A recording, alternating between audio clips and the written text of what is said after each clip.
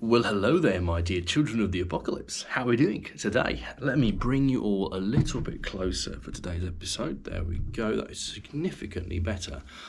I want to talk to you about, for fuck's sake, I get a break, man. Well, hello there, my dear children of the apocalypse. How are we doing today? Welcome back to our self-improvement journey. I have no idea what week this is going to be, but this is one of those topics I absolutely want to talk to you about because it may just save your life. If any of you are currently in a position where you're unsure about what direction to take when it comes to your career, your job, your love life, your school, anything really, if you feel like you're at a crossroads, or even better yet, I personally had this experience where I felt like I was driving in a roundabout, just making circles, and there were endless roads that I could take, and I just didn't know which one was going to be mine. What I ended up doing is, you see, back in October, I had this really depressive episode. I mean, if you go back and watch some of the content from that era, it's pretty bad. But truth be told, I was in a bad place, and I was trying to find not just myself, but I was trying to find my sort of drive, the silver lining that was connecting it all together. I wrote there was this little essay I wrote, which is like, I felt like I was in a plane cabin and the smoke was filling it up, and I was crawling on the floor and I was alone in this plane. It was silent, but it was smoke and it was thick and you couldn't see where you were going, and it was just trying to reach the exit. And one evening, I don't know how, but I encountered this website. It's called 16 Personalities, and it's based off of the Myers-Briggs, which I believe were actually I think they were Canadian. It was a mother and a daughter that they came up with this following Carl Jung's psychoanalysis theory. But essentially, they created these 4 categories, like introverted, extroverted, like 3 other categories, like intuitive and something else.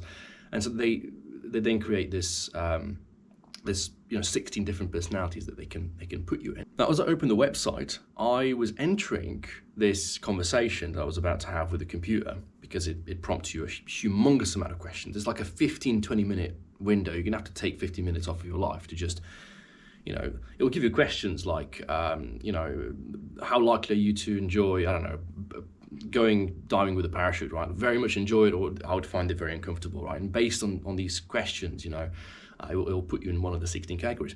I was entering this website with the thought of, this is just another, horoscope blabble. This is chick crack, as I usually refer to it. Women, they go crazy over this. Like, you'll be on a date and a woman will be like, oh, I'm sorry, we're not compatible because you're the wrong star sign. Red flags everywhere, But I went in there being very pessimistic. And I was, I don't know, I was in a weird, I didn't even know where I was mentally, right? But I was filling it out, and I did it quite quickly. I didn't put a lot of effort into it.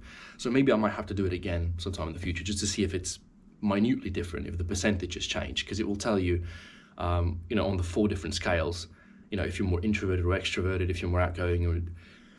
So I fill the thing out, I get an email, and it says ENTP. Now, I knew it was going to be an E, because I'm an extrovert. But what I didn't know is that next to it, there was going to be a title, right? Some type of a direction. And it said debater. And I'm staring at the screen and I'm like, wait a minute, these motherfuckers have figured me out, right? Because as I'm starting to read, and it says, I didn't care about the numbers. It's like, oh, you're 47% intuitive or extrovert or whatever. It gives you some percentages on the scale of where you are. I didn't care about that.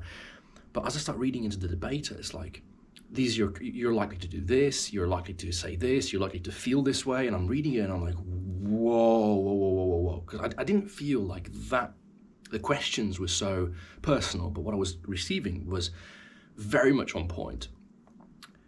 And I was like, this is a bit better than just, reading the star signs. This is actually not just generically written. This is very much specific.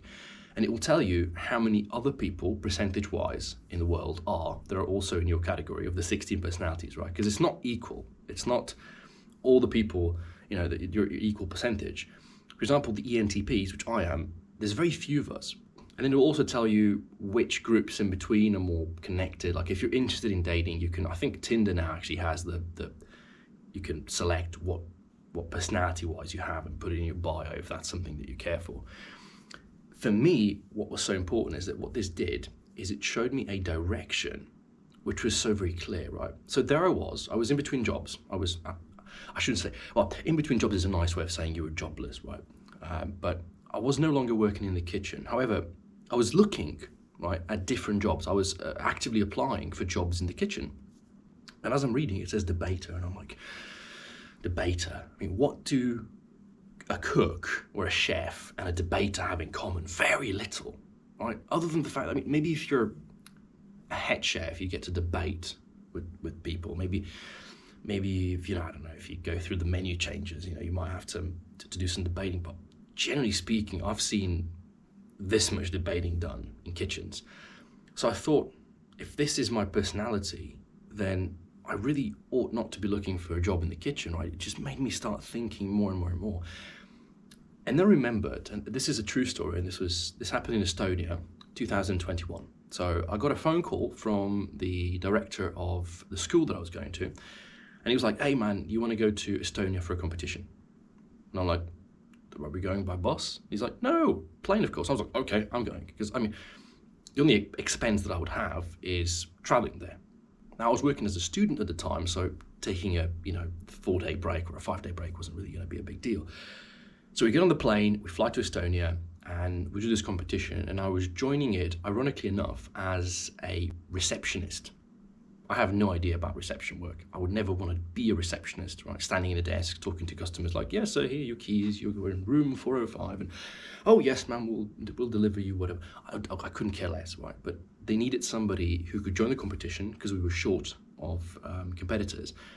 And I had the strongest English, which made sense to then put me into a category where English being spoken was the most prominent form of communication. So I joined it, and I wasn't really there for the competition. Even my mentor, my teacher, she was like, "Dude, you're in Estonia, you're surrounded by young people, just have fun," right? And I was like, this is good stuff.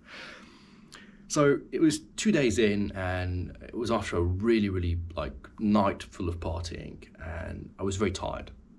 And we walk into this large hall. It was one of those conference halls, and I sit with one of my friends right in the first row. We just sit right in the first row, and a guy comes out. He was Dutch, and he starts having this presentation, and he's talking about something which was relatively generic. It was like a little bit about how we learn, a little bit about how we teach, he was talking about quite useful things, but I was sort of weighing out my options. I was saying, okay, so most of this stuff I already know.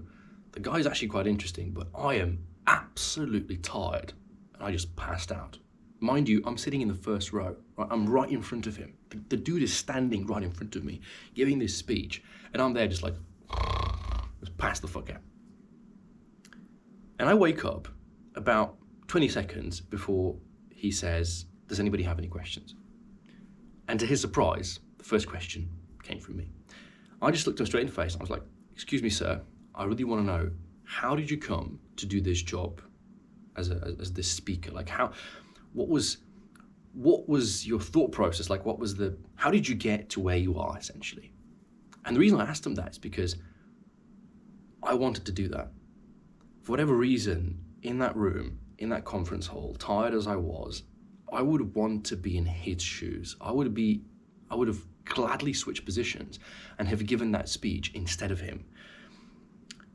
And that's when everything connected. When I think about the experience that I had, and by the way, he gave me a beautiful answer, and we actually hung out and had a couple of more conversations later on throughout the competition. Great dude. And I thought, that was one experience that sort of made me think. Somewhere in my hindbrain, the thought was started in the sense that maybe you were made for something, not necessarily greater, but just different. Maybe you weren't made to slave away at a stovetop, right, cooking with heat and burning your fingers and sweating. Maybe you were born for transferring information to people.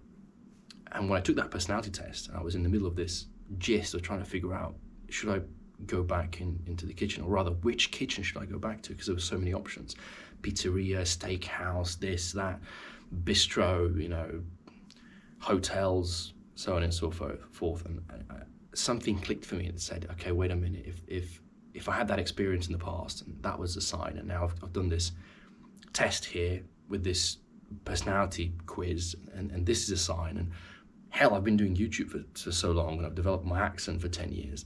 Surely this is a sign for something greater to come. Surely this is a direction that I ought to take.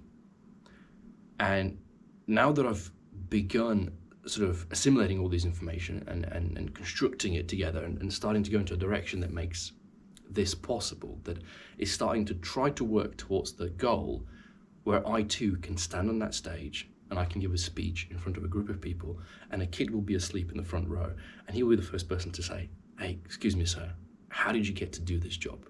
Because I want that." And I want to give this to you, right, from my heart, honestly.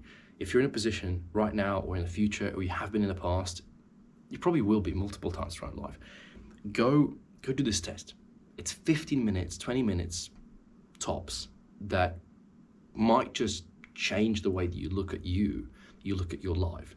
Maybe share with your friends, right? Figure out where you are on this grand spectrum of 16 personalities. Figure out what it is that personality is going to be good at, what your characteristics will be, where you can sort of attain better results, where you can get most out of your body and your mind.